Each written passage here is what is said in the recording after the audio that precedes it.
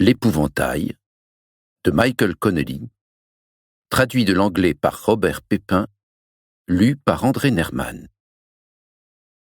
La porte moustiquaire s'entr'ouvrant de quelques centimètres, je me saisis de la poignée et l'ouvris en grand.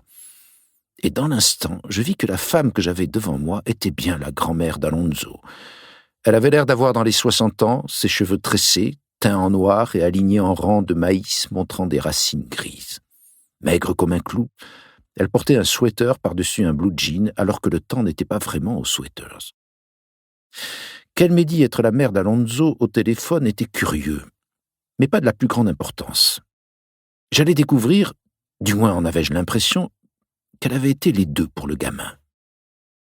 Elle nous indiqua un petit endroit où, table basse et canapé, on pouvait s'asseoir. Il y avait des piles de vêtements pliés sur presque toutes les surfaces planes, et sur beaucoup d'entre eux étaient posés des bouts de papier sur lesquels on avait porté des noms. J'entendis une machine à laver et une sécheuse tourner quelque part, et compris qu'elle avait monté une petite affaire dans cet appartement que lui offrait l'État. C'était peut-être pour cette raison qu'elle ne voulait pas de photos. « Vous avez qu'à bouger un peu de linge pour vous asseoir et me dire ce que vous allez faire pour Monzo, » dit-elle.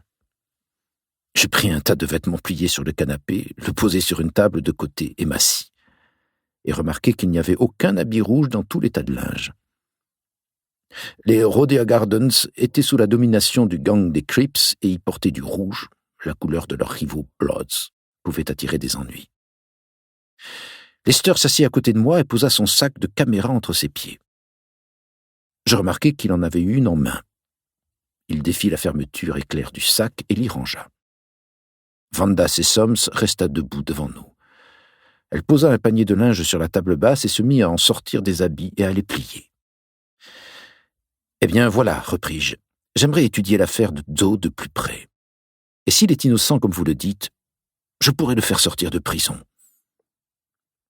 Toujours à insister sur cette condition. Toujours à vendre ma marchandise. Je voulais être sûr de ne pas lui faire une promesse que je ne pourrais pas tenir. « Vous allez le faire sortir juste comme ça, dites ? Alors que M. Meyer arrive même pas à lui avoir une date pour son procès ? » Maître Meyer et son avocat ? Voilà, c'est ça. C'est un commis d'office. Un juif. Elle avait dit ça sans la moindre trace d'animosité ou de préjugé. Presque comme si elle était fière que son petit-fils ait réussi à avoir un avocat juif. Bon, eh bien je vais reparler de tout ça avec lui. Il y a des fois où les journaux peuvent faire des trucs que personne d'autre ne peut faire. Si je pouvais dire au monde entier qu'Alonzo Winslow est innocent, le monde entier me prêterait attention. Avec les avocats, ce n'est pas toujours le cas, parce qu'ils disent tous que leurs clients sont innocents, qu'ils le pensent ou pas. C'est comme le gosse qui crie au loup.